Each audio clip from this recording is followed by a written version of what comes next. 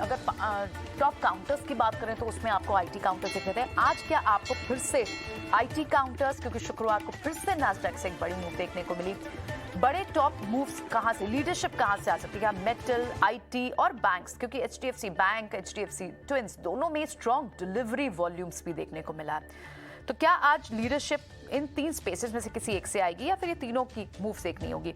लेकिन अभी जो open on the face of it जब मार्केट ओपन हुई है और इनफैक्ट आप फ्लैट देख रहे हैं मार्केट को ओपन होते हुए, इंडिया विक्स हालांकि 15 के नीचे है। देखना होगा रिकवरी मोड में आता है बाजार या फिर अभी फिलहाल जो शुरुआती गेन्स है आपको वो दिख रहे हैं। हिंडाल्को में एमएनएम के नंबर्स आए, नंबर्स के बाद इनफैक्ट एक ब्रोकरेज हाउस की रिपोर्ट भी यहाँ पर आई।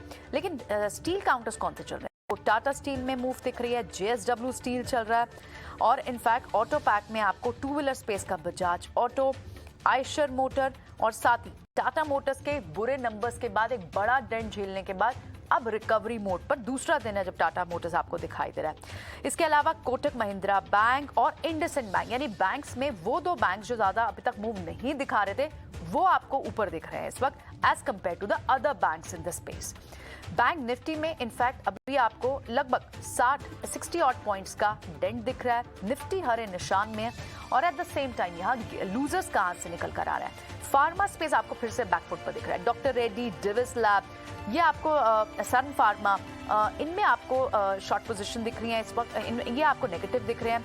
Eight the same time Reliance flat to negative कारोबार कर रहा है। मारुति अभी फिलहाल कई दिनों से आप देख रहे हैं बहुत साइडवेज मूव चल रही है मारुति में।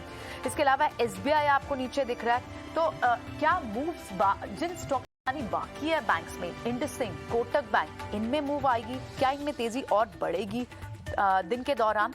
अभी फिलहाल आप जो दूसरे गेनर्स जो निकलकर ऊपर आए हैं उनमें आपको हिंडाल्को की बढ़त अब बढ़कर 3% की ऊपर हो गई है। तो मेटल पैक तो आपको पहले 3 काउंटर्स में दिख रहा है, हिंडाल्को चल रहा है, टाटा स्टील, जेएसडब्ल्यू स्टील, ये तीनों स्टॉक्स चल रहे हैं और आपको बैंक्स में कोटक बैंक और इंडसइंड बैंक जैसे स्टॉक्स दिख रहे हैं। और साथ ही two wheeler space, auto pack में हमने बहुत एक्सटेंसिवली ये डिस्कस भी किया था कि अब आपको मूव टू व्हीलर स्पेस में दिखेगी या फिर आपको कमर्शियल व्हीकल सेगमेंट में दिखेगी। और आप देखें बजाज ऑटो, हीरो मोटोकॉर्प और आयशर मोटर, ये तीनों के तीनों चलते हुए दिखाई दे रहे हैं। टू व्हीलर का ट्रिगर चल रहा है क्लियरली।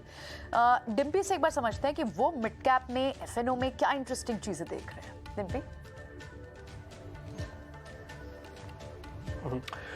जैसे प्रियंका आप बता रहे थे कि क्या चल रहा है, पहले एक बार मैं ये बता रही तो क्या नहीं भी चल रहा। डॉक्टर रेड्डीज नहीं चल रहा, डिविस लैब नहीं चल रहा, यानी कि फार्मास्यूटिकल्स के आज शेयर बिल्कुल नहीं रहे हैं।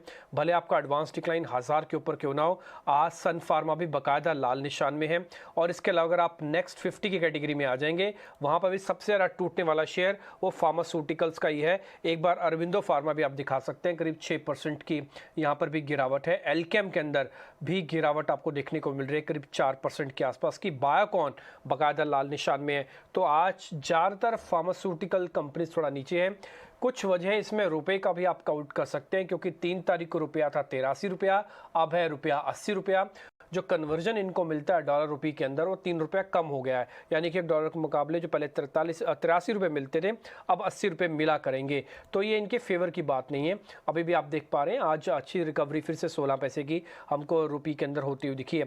खैर एनी हाउ, जब आप मिड कैप स्टॉक्स के बारे में पता कर ही रहे हैं तो मैं आपको जरा बता देता हूँ निफ्टी 50 के शेयर्स का इस समय हाल क्या है। वहाँ पर अगर आप देखेंगे तो गॉडफ्रे फिलिप्स, ये एक इन्वेस्टमेंट वाला ट्रेड है, शायद आपको अच्छे से याद 1300 सवा 1300 के आसपास बताया था। गॉडफ्रे फिलिप्स अब 1750 का शेयर हो चुका है।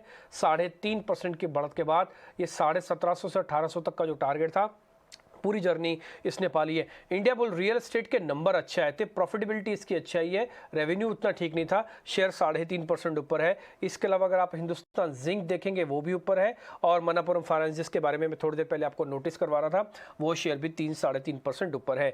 एक बार हिंदुस्तान जिंक देख के बताइए, 305 रुपये के आसपास चल रहा है। संतोष, क्या इसमें भी कुछ पोजिशन ली जा सकती है? ये एक्चुअली ना सेकेंड लेग वाले शेयर्स हैं। आप मेटल्स की बात बोलेंगे ना, आपके तुरंत माइंड में आएगा टाटा स्टील, सेल, हिंडाल्को, वेदांता।